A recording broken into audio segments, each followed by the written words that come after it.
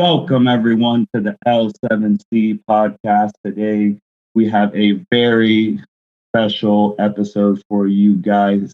Today, we're going to be talking about the NCAA tournament from the women's side and the debacle that happened. We're finally going to talk about that. We're going to talk about Megan Rapinoe versus Draymond Green.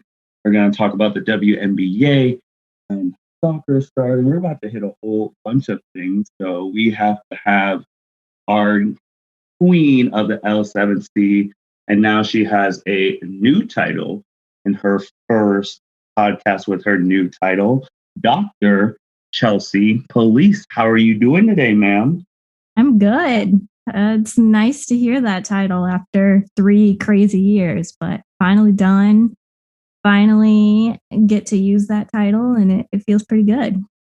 And I know everyone from the L7C side was super excited seeing all your social media posts that you did it. So from them to you, obviously, congratulations, Doc. Thank you. Appreciate it. So with that being said, in your first podcast as a doctor, the world did not disappoint while you were working your way to that dissertation, and it was giving you stories galore. And let's just go back all the way to March during NCAA March Madness. Obviously, it was remote, and they both, the men and the women, had their separate locations. And a 37-second video by Oregon forward Sedona Prince shocked the world. She was showing the gym. It had a single stack of yoga mats, free weights, and then compared to the men's, where it was like a full-on gym. And then they also had the comparisons of the goodie bags of, like, the men's bag had a whole bunch of stuff and the women's bag did not. And just that video and that picture set things ablaze. And before we go deeper into that, because I remember you were the first one who shared it with me, what did you think about all of that?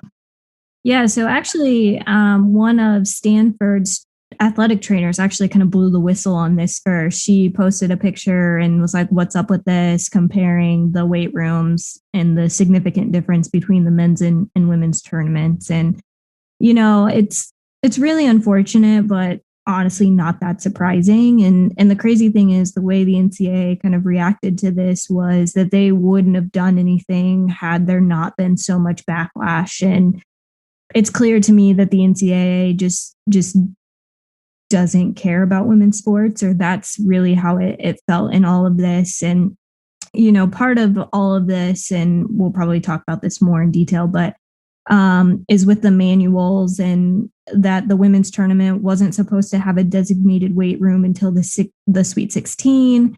And to me, that says that not only did the NCAA fail the women, but the administrators, the athletic directors, anybody who said that that was okay from the onset and agreed to that, that to me is a problem. When we're seeing that the men's teams had, you know, ample space, ample equipment, whatever it was that they needed in order to, you know, be successful in the tournament. And some people have said, well, you know, not having the equipment until the Sweet 16 was probably because there were going to be fewer teams. The NCAA said there was a space issue, but we clearly saw, based on Sedona Prince's video, that space was definitely not an issue.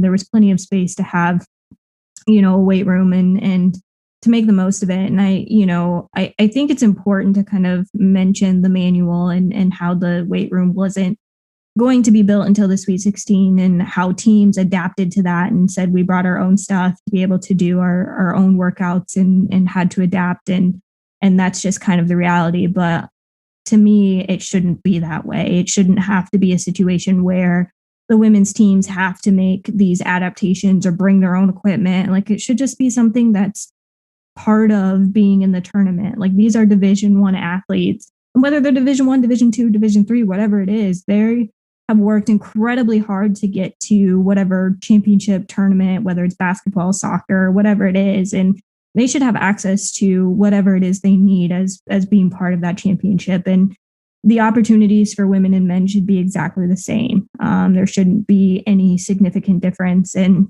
you know, there have been some issues since March Madness, and I know we're going to talk about this a little bit later. and just discrepancies. And so it's really disappointing, but again, not super surprising. So initially, the NCAA, they tried to hide behind like it was an environment control thing. I also did mention too that the food was different too.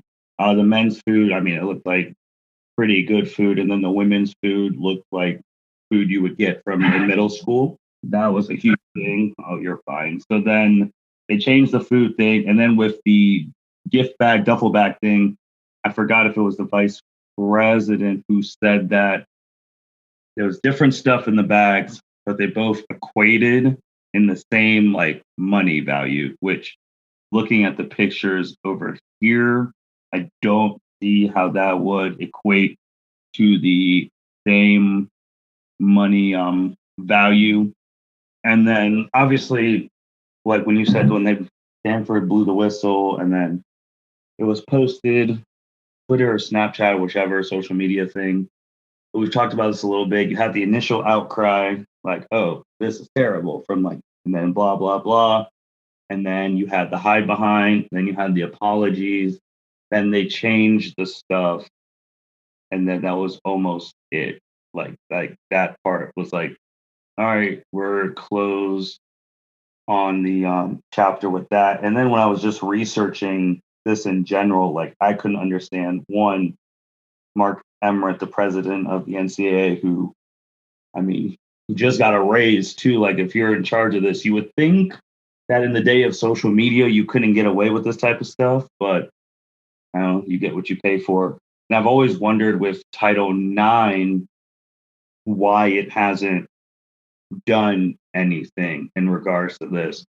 And when I was trying to get my U on, trying to be a doctor and researching and studying, I saw that like 20 years ago, the NCAA had a court trial. It was like the NCAA versus Smith. And like the Supreme Court back then unanimously held that the NCAA is not required to abide by Title IX rules because of its non-profit composing member, blah, blah, blah. So don't know how many people know that. I'm pretty sure you know that, but I just found that wild that that case has not been revisited 20 years later by the Supreme Court, especially where there's some different people. And I know the NCAA has their own Title IX policy, but it's not the Title IX policy, and honestly, it sucks right now. So do you think that court case can ever get revisited and then looked at like, hey, maybe we need to change up this Title IX, like that court case from 20 years ago? Before I get into all of that, I do think it's important to kind of talk about the swag bags a little bit more. And the thing that I think was a little bit more appalling than just the discrepancy in what they received is that the women's tournament, nothing on it said March Madness, nothing said anything related to the tournament. All it said was women's basketball with like the NCAA logo.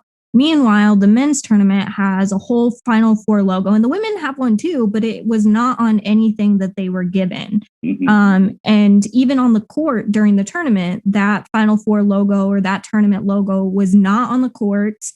It was not anywhere other than maybe brought up like prior to a broadcast. Like, and to me, that I think is more problematic than just, what they got. I think, it should be equitable across the board. And I definitely agree that there's no way that monetarily they were anywhere similar. But I think for me, that was the biggest issue that I had with the swag bag difference was that just the logos and that the NCAA refuses to use March Madness for the women's tournament when in fact it's still March Madness, whether it's the men's or women's tournament. And again, this is something that we've talked about in the past, like men's sports should not be the default. And so if you say March Madness, you should 100% say men's or women's because they're both, or whether you're talking about basketball or any sort of sport, you should identify whether you're talking about women's or men's basketball or a men's or women's sport. And that's really the big thing that I found problematic with all of that. But in terms of Title IX, so yes, this is going to be something that I don't know if the NCAA will ever be held to Title IX. I think the biggest issue is that they're technically not bound by Title IX because they are not an educational program. So while they're member institutions, have to follow Title IX or be compliant with Title IX in some degree. The NCAA does not, because the big thing is they do not receive federal funding. So the institutions that are members of the NCAA do receive federal funding, but the NCAA itself does not. And so it's going to be very difficult to overcome or overturn that particular Supreme Court case, whether it even reaches the Supreme Court or not. And I think, right now the big thing that the NCAA is dealing with is this idea of name, image, likeness, and what that is going to do. And a lot of people say that that's absolutely going to obliterate Title IX and that women are going to be at a disadvantage. But in reality, I think it actually would be beneficial to women that they're able to build their brands, make some money off of their, name, image, likeness. But what is going to be important for institutions is to make sure that any education or programming that they have in order to help athletes build their brand and build, their monetary endorsements, whatever it is, that is equitable for both men's and women's sports.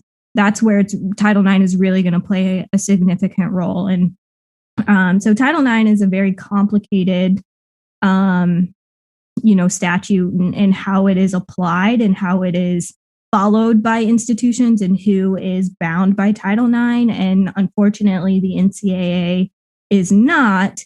But it'll be interesting to see if those athletes then maybe look to, not sue or bring a lawsuit essentially to their institutions for not being compliant with Title IX.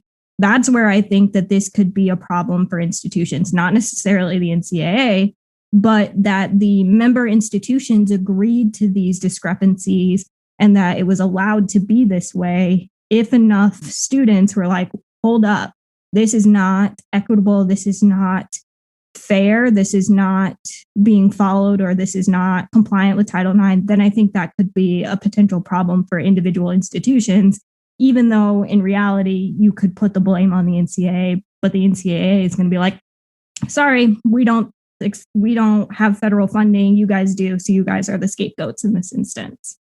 Yeah, because when it's come to name, image, and likeness, they basically are telling Congress and everyone else to fix their thing about it. And I do agree with your point about name, image, and likeness actually helping women's sports, because I know the one I wanted to bring up, I had to make sure I got her last name. I only know her first name. Paige Buchers. Well, I'm going to just call her Paige Buckets. The freshman player from UConn who was player of the year. And when name, image, and likeness comes, she can capitalize on her Instagram, because she has about 813,000 followers on Instagram. So that alone, if over there, and if Chevy or whoever the hell it is wants to get her on, so she can promote that and then put her her own personal tag of, hey, make sure you check out the UConn game, we're playing Stanford, or anything like that. I feel like that will definitely help women in general in the sports of college. Is just then it'll come to the next study will be how many women are getting asked to do these promotional things over the men. Because I know most of the time when you talk about name, image, and likeness, it's only been generalized to men's college football and men's basketball. And then all the other sports are SOL, or they don't bring in money. And the only reason I picked Paige as the example is because she goes to a prominent basketball school that is well known by any casual basketball fan, and she's really good. One freshman played freshman, so. And truth be told, a lot of people have done research into name, image, likeness, looking at it based on sport, gender, etc.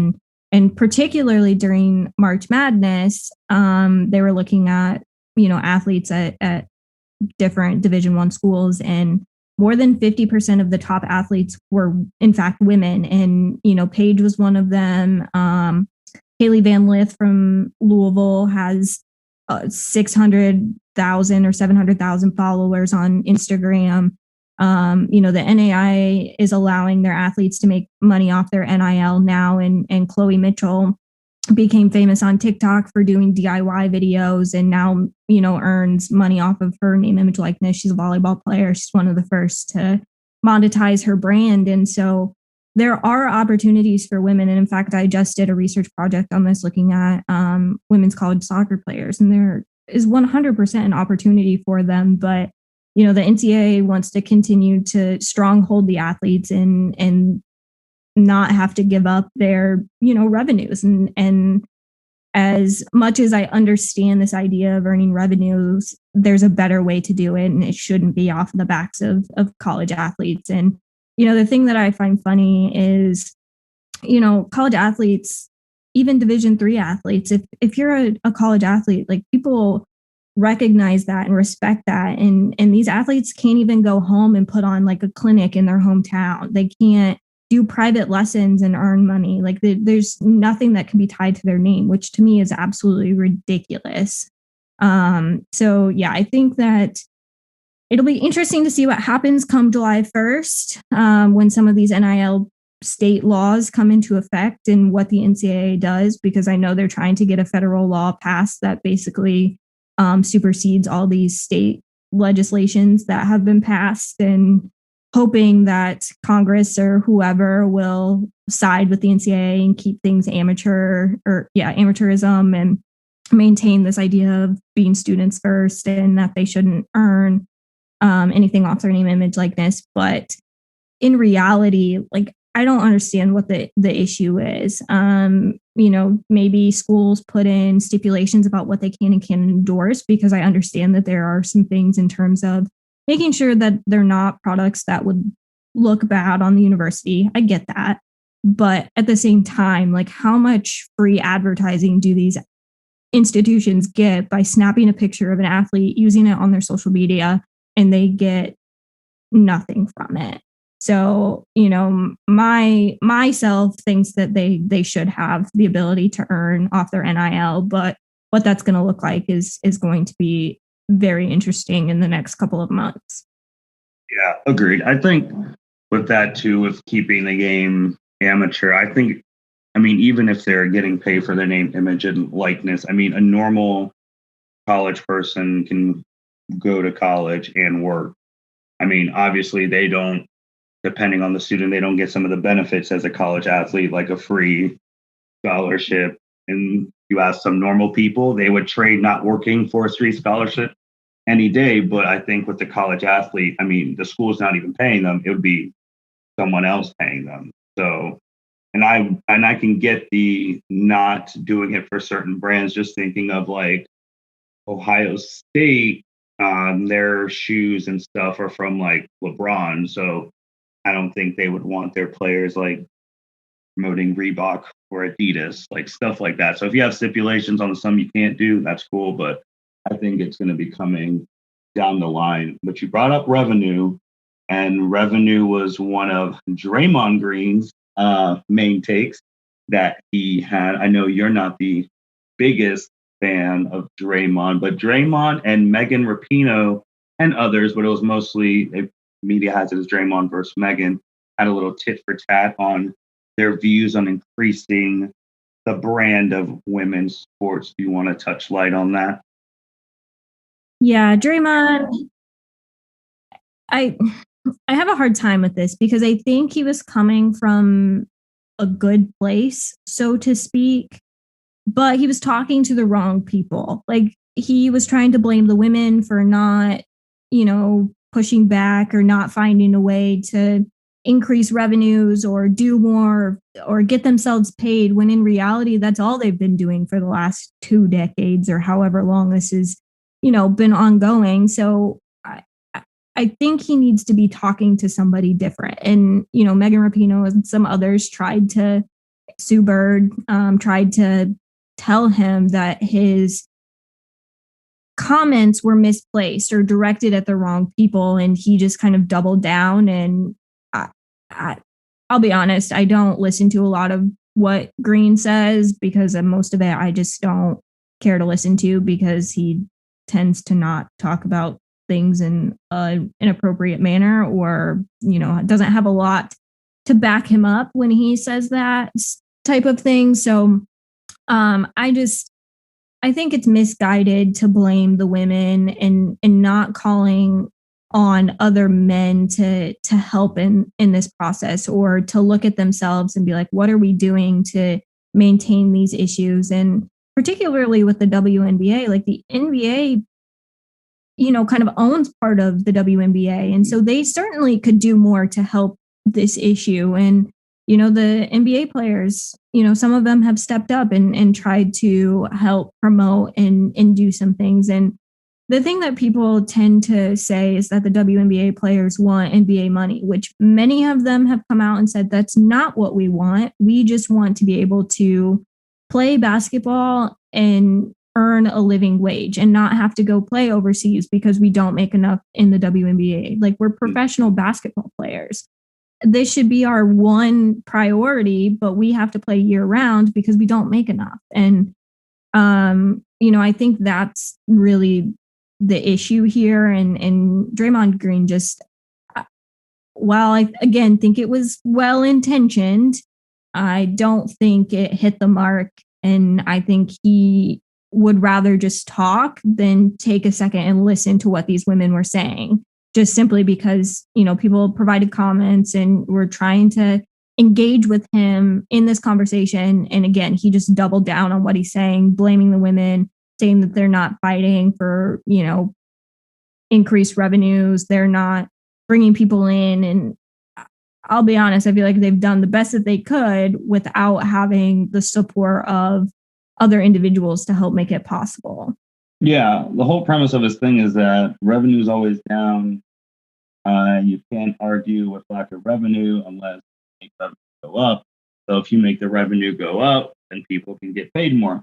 He was just saying from the basic principles of every business. And he did talk about how the NBA always wasn't the global game, like and they weren't driving as much revenue as they were.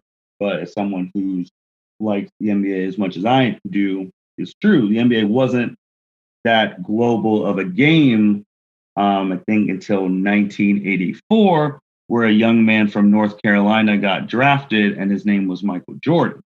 So I'm not going to say like there's one individual women's basketball player or soccer player or anyone who's Michael Jordan, but I'm going to say that the stars that have come through all of the women's sport equal the fact that they can be a global thing if you let them be a global thing. If you put the money, I know we've talked about this 100 times, into the advertising, into the TV deals. I really do believe most people don't realize that the TV deals is where a lot of these sports make most of the money. So I would like to see what the WNBA's TV deal is, or like the women's soccer team's TV deal, because I feel like they really need to renegotiate that to get some more money. And then Draymond, like you said, he doubled down on his thing. He said that him and Megan and all the other people, because he only tagged women in his initial thing. Like he tagged Candace Parker, Rapinoe, Degrassi, like all of them. Degrassi, I said Degrassi. But he tagged all of them, but he didn't tag any like guys in there. But then he also had the lines like, well, this is for the people who say they stand up for women and for them to stand up. And I was like, but you tagged all women. So, I mean, nothing gets done if it's just one gender. It has to be both. And he didn't tag any guys. And then people came at him. He was wrong on it. Also, like thinking about the NBA has been around for a while. The WNBA, this is their 25th season. And again, something that's had more time to develop and earn revenue and grow is certainly going to be more successful than something that is not nearly as old. And I think sometimes people want to compare the NBA and the WNBA as if they've been around the same amount of time, and they haven't. And suddenly people are starting to realize maybe we should be investing in women's sports. And so it's this idea that the NBA is on third base and the WNBA is starting at home plate. So yeah, certainly the NBA is going to look more successful because they've had a head start. And I struggle with people who talk about how nobody watches the WNBA or, says nobody cares about women's sports, when in reality, there are a lot of people out there that care about the WNBA or women's sports in general, but just haven't been given the opportunity to see and experience and have the same kind of fandom that we see with these, big four professional sports that have had the time and ability to grow. And I also think a very interesting case is, the MLS. So people talk about how the WNBA and women's sports are constantly losing money. They don't earn any revenue, but nobody talks about the MLS. And me, I'm a big soccer fan, but the MLS loses money every year, but nobody talks about, getting rid of the MLS and nobody is like, oh, we're not going to watch, or we don't care about the MLS because they're a non-revenue generating sport. That's not true. So why are we having this conversation with the WNBA when something similar is happening in a men's sport? And I'm sure you can guess why that reason is. And so that's not a fair argument anymore, because there are men's sports that don't make revenue, but are still continuing to be watched and understood. It's all about, these networks and these high profile people taking a chance on women's sports. And Alex Ovechkin actually just invested in the Washington Spirit in the NWSL. And there have been a significant number of celebrities and athletes that have started to invest in NWSL, which is huge. So, it's about buying in and it's about seeing the opportunity, but not bailing when something doesn't go right from the get-go, because it's going to take some time. And we've seen with these record viewership numbers that if you advertise, if you let people know that these games are on, that people are going to watch them. In fact, the NWSL Challenge Cup final was on CBS. So anybody who had an antenna or cable was able to watch it. And I saw a specific tweet that was like, I had no idea this game was on. I'm not a big fan of soccer, but I turned the TV on and there it was, and I watched it. And it's as simple as that. And so people need to understand that you need to give women an opportunity to be on those channels and not be behind some kind of a paywall. And that's how they're going to be successful. And there was a comparison of the Challenge Cup versus, like EPL soccer. And, while EPL had viewership numbers that were almost double, still there was a significant viewership for that game when people say that nobody wants to watch women's sports. And, I know we're going to talk about this, and, the WNBA season starts today. And I can't tell you the number of people who have been like, watch. And you can watch every single WNBA game for $16.99 if you get the WNBA League Pass. You can watch every game. I know some of them are going to be national or televised nationally, but it's about making sure people know that. And I've seen so many people on Twitter like, hey, I'm giving away a WNBA League Pass. Why do you want it? Why should we give it to you? And I think that's really great and a way to promote the league. And again, they now have a relationship with Google, and I think that's awesome. So people are there and people want to invest, but we've got to find a way to get people that are at home watching and understanding what these women are doing. And I still need to watch the 144 documentary that premiered last night. I haven't had a chance to watch it, but I've heard that it's really good, and it's all about the process that the WNBA went through in terms of preparing for the bubble and racial injustice and all of that stuff. So it was all over Twitter last night, so I really need to watch it. But if you haven't watched it, watch it for sure. But yeah, I think it's all about opportunity, and people are like, well, nobody cares. Well, nobody cares about something they don't know they care about. So you got to give people opportunity to find out they care about it. Yeah, agreed. And with the WNBA being 25 now, and obviously NBA started way before the WNBA, I would just say now with it being in its 25th year, obviously the people at the head of the NBA, Silver, all of them, they know it works. They know how to market. So that's the only thing that, even though WNBA is younger, I'm like, well, you already know the tools how to market to make something successful. Then some do it for the same for the women.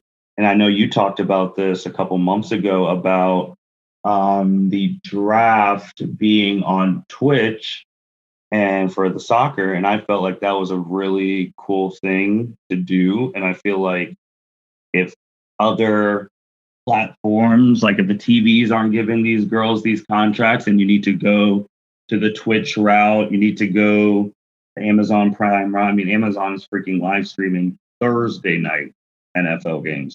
And typically, if you watch NFL, Thursdays are usually the weakest night, except for like the season opener. So I think you need to start going there. I mean, obviously, YouTube live streaming games. Like, there's so many ways to live stream stuff that just to get people's attention. Because after that Twitch thing, I'm like, more people should do that. It's a free platform and you can do that. So I think that's what they should do going forward. But main premise, I agree. Draymond stuff, I think he was trying to come to the right place. He even said, we want the same thing, but he was not aiming the blame at the right people. He was aiming at the players who were trying to do it. And it's more the execs and the TV brands. And he should know better since he's such an open player empowerment person on that regard. Yeah, and I give Stephen A. Smith a lot of credit for, calling him out. I've said this before. I don't usually agree with a lot of things that Stephen A. Smith says, but that video you shared with me and him talking about how Draymond Green was wrong and that his intent was good, but who he was aiming this at was incorrect, and even called himself out for not doing more to help promote women's sports, and that the men and the executives who are in positions of power need to do more, need to hire women, need to invest in women, need to, give them the opportunity. And I think that was really huge for him. Now, I hope that he goes forward and acts on that and doesn't just talk about it because talk is cheap. But I do give him a lot of credit for being on air and saying something about it. And basically telling Draymond Green why he was wrong in that particular instance, because I think to some degree that does take a lot of, just guts to do that in that situation. But, yeah, again, whether or not he really goes out and does something to fix it is something remains to be seen, I suppose. No, and that video was good. My only pushback on that is obviously that was on his show. He's gonna get a plug for me. Stephen A's World. I think it's like on ESPN Plus, but not everyone has ESPN Plus. To me, it would have made a bigger deal if they would have had that as a discussion topic on First Take, which is the number one sports talking thing in the morning and in the country and in the world, 10 a.m. to 12. So if that would have been like the first topic leading into First Take, that would have got a lot more eyes, because if I didn't follow Stephen A. Smith on Twitter, I never would have saw that video. Yeah, for sure. Going forward with the talk is cheap thing, if they're really about it, there should be more women subjects on those shows, on a First Take, on an Undisputed, on a Colin Cowherd. Like, if you watch them, you barely get anything. The only time they ever get mentioned is obviously that we talked about, like the Go controversy, because Serena was involved, or soccer is barely mentioned on ESPN because they really don't have like a partnership with them like that. And mostly women get talked about, maybe the MMA, but that's when Dana White comes on. So it's like, I would like to see more women talking point segments on the shows, and not just the travesties, like the lock general like stuff. You can cut back a little bit on the LeBron talk every once in a while and insert support.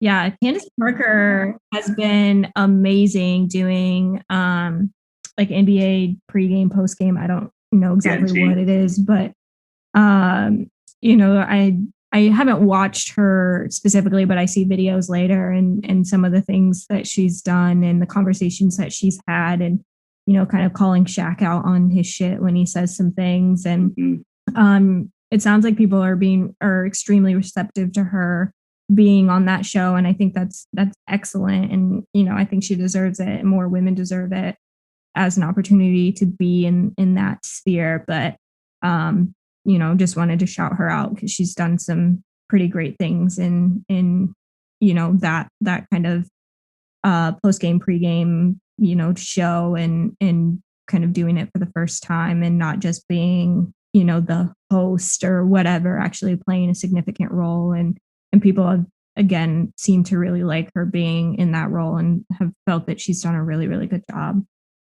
Agreed. She's done well. I mean, ironically, she was one of the people that Draymond tagged in his tweet, and he's been a phenomenal player and is very accomplished. So that is really good on there. But yeah, talk shows, get some more women topics in there. That'd be great. Besides when it's a national uproar.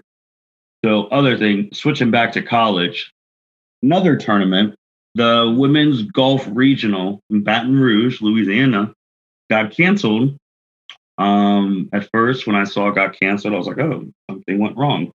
So I saw the video, the rep, Brad Hurlbutt, walked down the stairs and just told the people that the girls, the golf course was playable, but not championship level playable because of the rain and standing water on the course. I'm not the biggest golf aficionado, but I saw the pictures and don't know how they were not playable. And then all these girls, especially seniors, who didn't even get a chance, some of their seasons just ended like that. What did you think of that? Yeah, so I'm on the same wavelength as you in terms of not knowing a whole lot about golf and conditions and what's playable and not playable. But similar to you, I saw some pictures the next day after this story broke, and I was like, there is no water on these greens at all. Like, I don't see any standing water. And even the person who took the photos was like, yeah, there's no standing water here. Like, this is ridiculous. And I saw some other people who were like, we played a championship, an NCAA championship in worse conditions than this. Like, I don't understand why this happened. And again, just some backlash. And somebody was like, well, why couldn't they have, postponed, found another golf course, or even just use that course a weekend later for them to be able to play? Because again, like you said, some of the women, missed out on an opportunity, like didn't get a chance to even, advance as a team or individually. They just took like the top 6 seeded teams to advance onto the national championship, which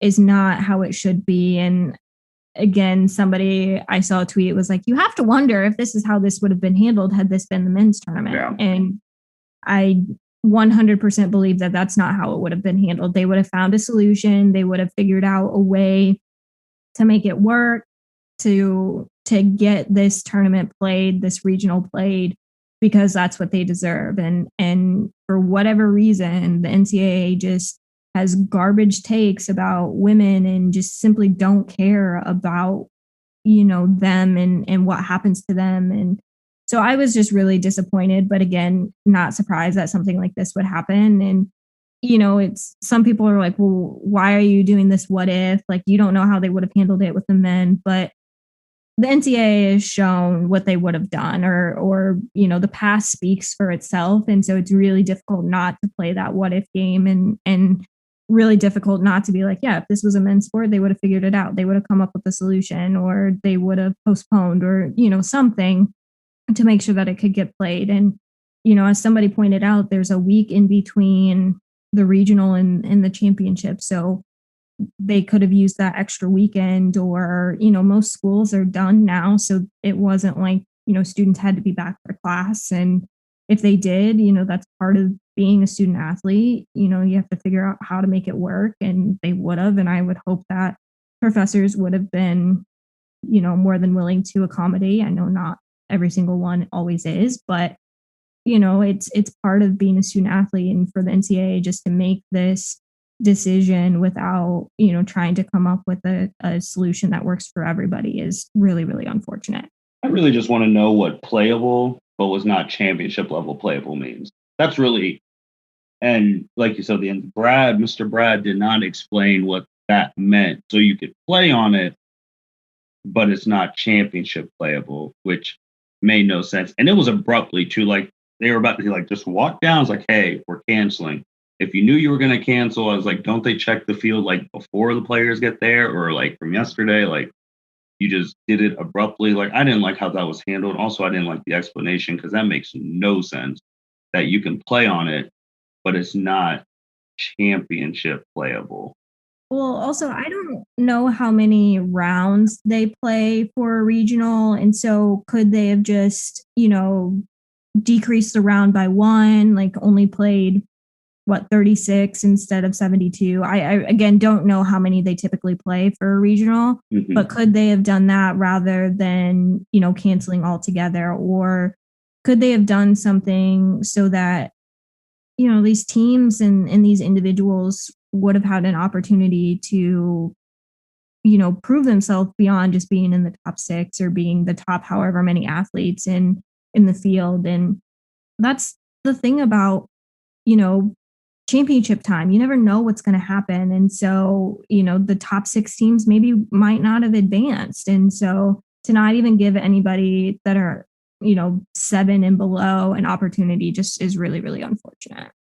Yeah. And you also said besides women's golf, there's been some issues in women's volleyball as well. So we've gone from women's basketball, women's golf, now women's volleyball. And I know this one kind of flew a little bit under the radar. So what's going on with what happened with the women's volleyball? Yeah, so basically the NCAA said that there would not be announcers for the opening round games. And in fact, there may not have even been streams for the first couple of rounds. I don't know specifically whatever happened, but there was a significant backlash and there were announcers that were like, we're willing to do this for free. And they said it was because that there wasn't, resources were lacking because they were doing this all in one place, which to me would be the opposite of having a lack of resources because you're all in one place, but that's a different issue. But coaches even said we'd volunteer to commentate some games just so they would have the ability to be seen and people watching would have the ability to understand what's going on if they're not avid volleyball fans, and that it's unfair to these women who have made the tournament, have been through one of the most difficult years, and suddenly the NCAA is just like, nah, we don't care. We're just going to, have you play. Nobody's going to be able to watch. And I think in a situation, had they be able to participate at full capacity, I think maybe that would have been more of a justification. But because capacities were limited, players' families weren't able to travel, that was the only way that they were going to be able to see their daughters play. And so for the NCAA to just be like, we don't have the resources, like, you're a $1 billion industry. You should 100% be able to find a way. And so suddenly, after much social media backlash, they suddenly were like, good news, we're going to stream all of these games and have commentators and, blah, blah, blah. And it's like, why would you not just do this from the beginning? Like, you had to know that people were going to be upset about this. And you, as an organization, PR is super important. So how can you not anticipate these things? And so whoever is doing PR for the NCAA probably needs to find a new job, to be completely honest, because PR for them has not been great and their decision making hasn't been great. And I, truth be told, don't know how Emirates still has a job. Well, he just I don't got know a how contract extension. I don't know how that happened. And people were like, what? When that announcement was made, got a raise, whatever. But again, it's men get rewarded for doing things and sometimes doing things not well, but that's just the reality. And it's unfortunate. And yeah, I just think it's a mess, and it's a huge dark spot for the NCAA that they're going to need to figure out, because sooner or later, they're not going to be able to do these little Band-Aid fixes. People are going to kind of start to, I don't want to say riot, but like somebody somewhere is going to do something that's going to be detrimental to the NCAA at some point. Or someone's going to create their own organization that's going to compete with the NCAA. If Power 5 conferences finally decide hey, we're not over this. They're not treating athletes fairly. We're going to create our own, governing body. That's going to be a huge issue for the NCAA. And if Power 5 conferences do that, you better believe that smaller institutions are going to go with them. So the NCAA's got to figure out their shit, for lack of a better term. So, a couple things. I did also see that there was some issue with changing, they were changing on the practice course, but then the NCAA said that there's secure places to change. So I didn't want to leave that out. Yeah, I do remember that. Going back to the announcing thing. So 25%, whatever, gone, and they had no announcer to do play-by-play. For my experience of college sports, and my brother played college sports at a very high level, they typically have the local announced team follows the team wherever the hell they go. And then if it's a bigger game, they have the local people, one place of both teams, and they have whoever the hell is in the middle. So even from a business standpoint, I wouldn't understand okay, if you don't have your ESPN people, let's just have the local people's voices be broadcast through the game. And shoot, you could even make more money off that. Hey, your Purdue local broadcast, if you want to just watch it from the Purdue side, here's the link there. Illinois volleyball side, you want to hear your Illinois announcer team that you've been listening to all year, go through there. And if you want to hear the mixture of both, just watch on the TV or whatever. I don't understand why they didn't ask that. That's one thing. The other thing is, honestly, I'm kind of getting sick and tired of social media backlash being the only reason things change, and not from a sports, not even just because of sports. It's because going forward, honestly, social media backlash is just bullying. It's the new form of bullying, and it's showing younger children and all that. That, to be honest, right now, if you bully people, it works. That's the only way. If no one said anything about this on social media, nothing would have happened. So I'm kind of getting sick and tired of that look, and just use common sense. And I agree, the PR person for the NCAA, or I feel like that's more PR team, they probably have a whole organization, needs to get looked at and reevaluated, get some more people with common sense. And then in terms of Power 5 or whatever, I know you've said that, and I know there's some people who have joked about it, and obviously you had that thing over there with European soccer where they tried to make their soup league, and then they were then someone was like, "Vamos, I'm out. I'm not doing this." But it is definitely. I don't think it would get to that point yet, because then if the Power 5 did something like that, then you have to pick who's in charge, and then that's a whole other issue in itself, because obviously the different regions would want their person in charge, and that's just a lot of work. But maybe they can threaten it, but I don't think we're at that point. I think we're at the point where, as more players, player empowerment, they just won't play. And if the players don't want to play, that means you're not getting TV revenue. Then the TV people, who I feel are the real people in charge of all the sports, they're going to get mad at the institutions, and they're like, "You guys need to figure this out, or you're going to lose our TV contract," and that's millions and millions of dollars their way. So I think that would be the next step before Power 5 succeeds from the NCAA.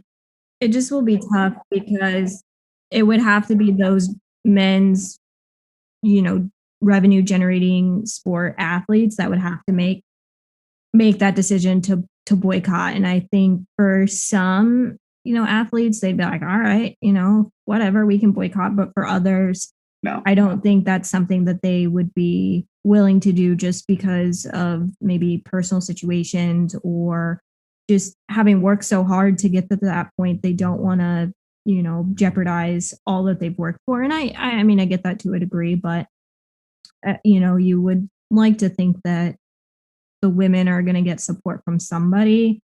And right now, I'm not sure who that's going to be, but I hope. And I know some of the, men's basketball players during the tournament, like Jalen Suggs, basically came to the women's defense about the tournament, and they tried to set up a meeting with Emmer and get the women involved, and Emmer didn't want to meet with, both the men and the women, which is a whole different issue. But,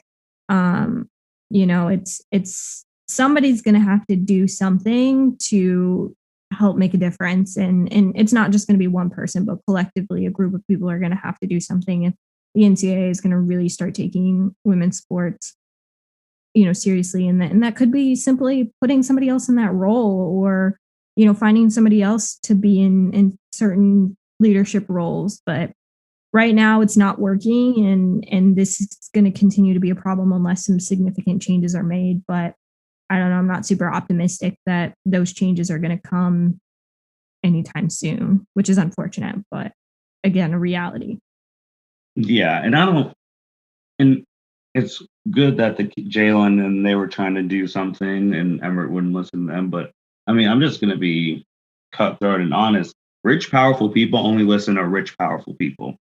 That's it. I mean, if we're just gonna, that's not even just from the NCAA. That's just the world in general.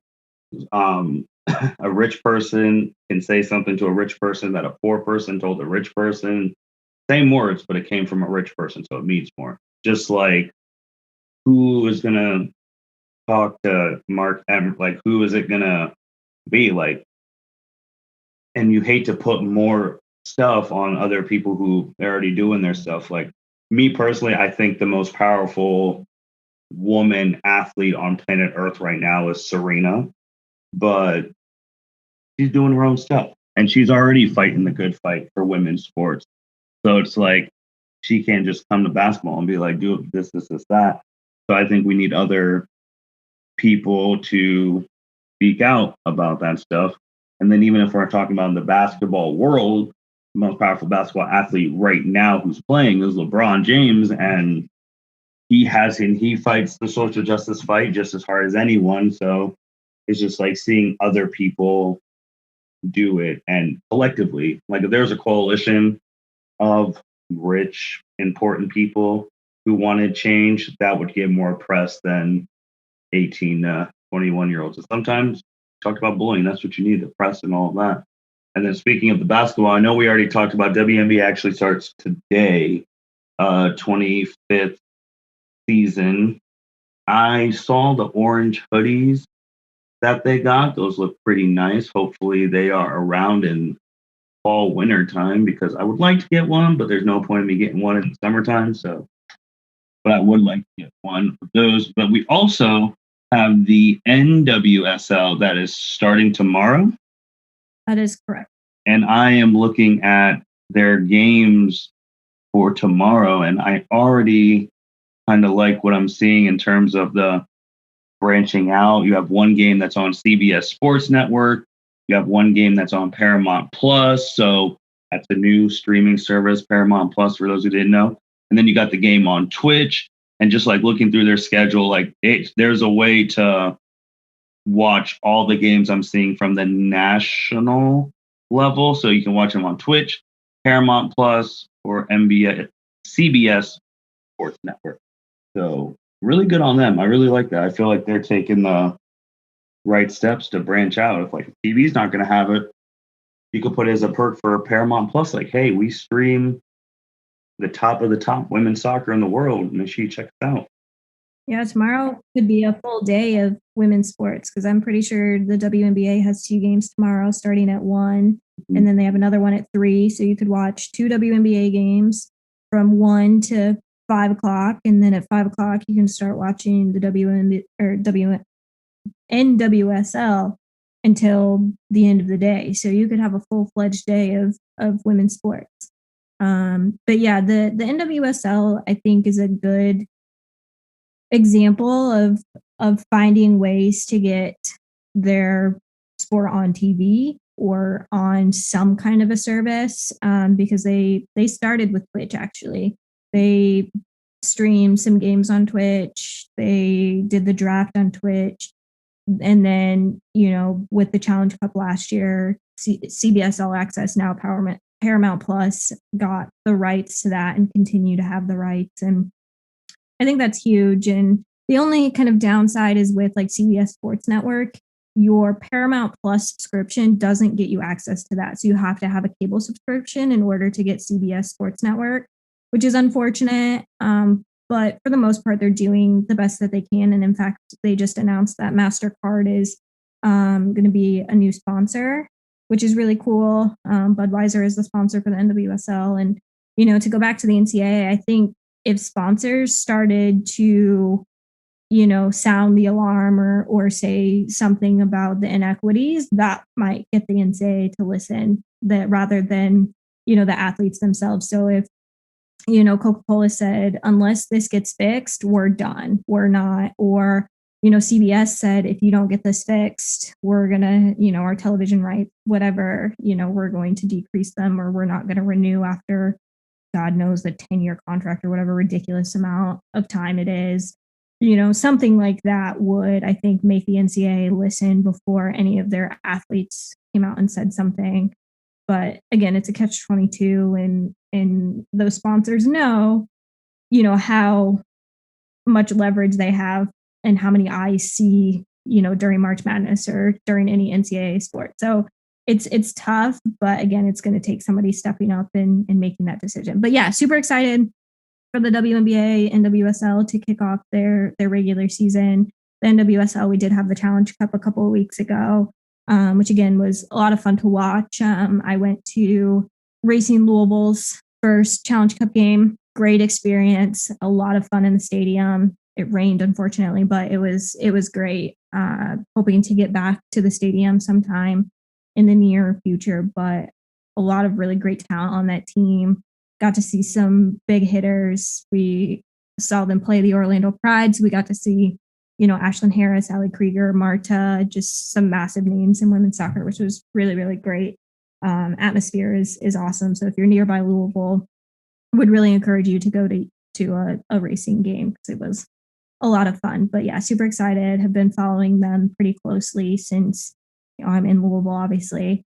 But yeah, just really excited to see kind of a full slate of women's sports, and knowing that that's kind of the schedule moving forward, and getting to experience that is really, really cool. And, I've seen on Twitter people like just saying, I get this feeling that in the next couple of weeks, women's sports are just going to explode because there has been so much talk and interest around them, recently. And maybe I'm in a little bit of a, bubble, so to speak, based on who I follow. But overall, like things that I've seen, people are really, really interested in either, the WNBA, the NWSL, or even both. And I think that's really, really cool.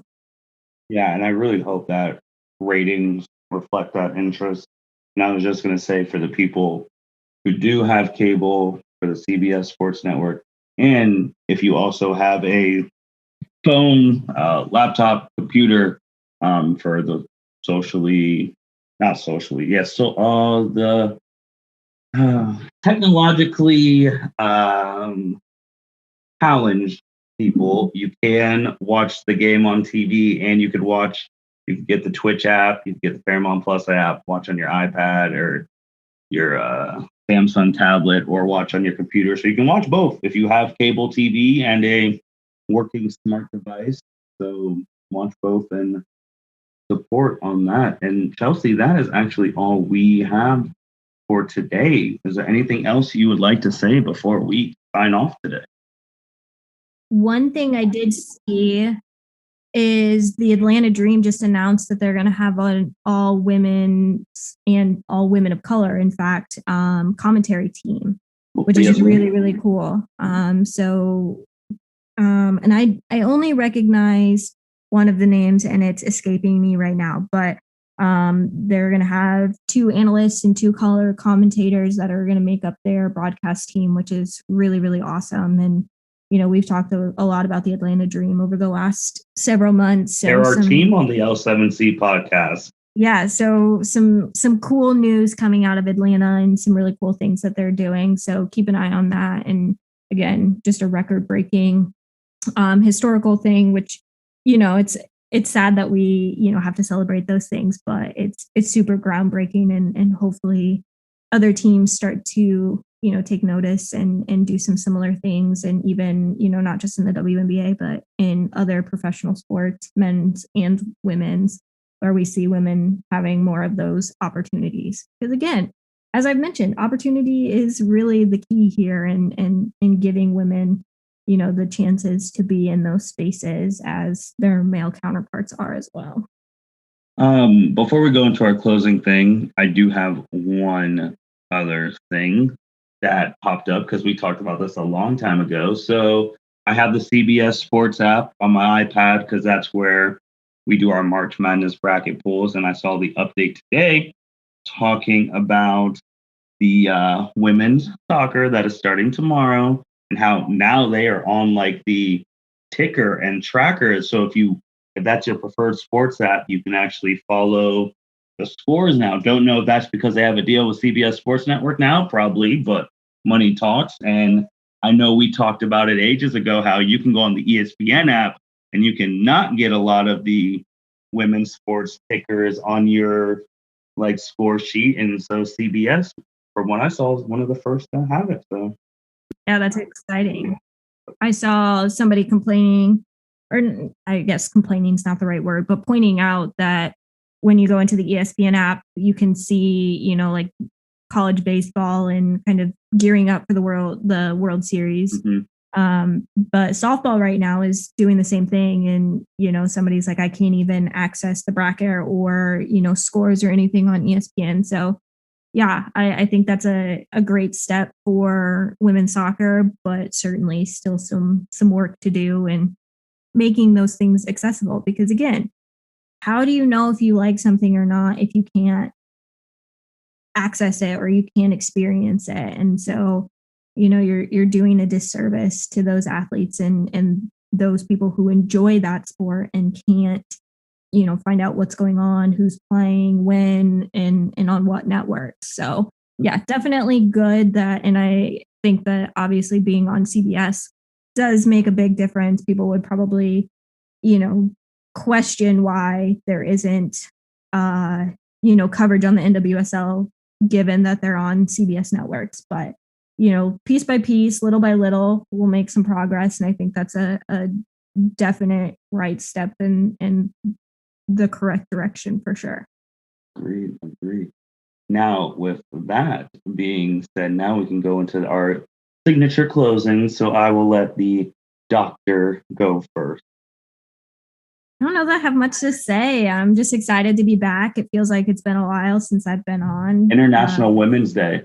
Yeah, I know. I was just telling somebody, I said it's been since March, which is crazy, which feels like forever ago, but also, feels like yesterday too, because I've been so busy. But, I've been looking forward to chatting again, and I'm just excited to be here. And a lot of things have happened over the last, 3 months. So it was good to kind of digest and chat about those things. So, looking forward and happy to have that title now that I'm finished and, followers, Dr. Police from now on, just got to stay. So I will start with happy stuff and then go into more serious stuff and stuff we were talking about. So obviously happy stuff. We are happy to have our queen back. Obviously when this episode goes out, there'll probably be a more realization when you see featuring Dr. Kelsey Police. So this will be the first one that has that. So that's going to be really exciting. And like the promos for the podcast when this comes out saying fresh off getting her doctorate, we have to like all that. So that's super exciting. And obviously we already said super happy for you and know all the work that you've put into that and the sacrifices. So glad you were able to achieve that. On the serious note of what's been transpiring since March Madness, which we've talked about, it's kind of crazy because when I say March Madness, I don't even just mean like the D1 men's sports. I mean anyone who's playing basketball from D1, 2, 3, NIA, women. So it's kind of a good point that you brought that the NCAA generalizes it to D1 men. I just, obviously the same stuff. We just got to do better. We got to stop getting off the social media high horses. I know that's the right thing to do right now, but we got to get past that. We got to do more work if it's writing to Mark and it goes through his publicist, like phone calls. You almost got to think of it like your elected politician. Like you got to send them that you're displeased. And I know social media is the right way, not the right way, but the most popular right now. But there's got to be more ways. We can't just go on Twitter and bet for maybe a week span about, oh, the women's locker room was terrible. This is bad, blah, blah, blah. But then after it changes, everything's fixed. That's not the problem. The problem is it should never have been like that in the first place.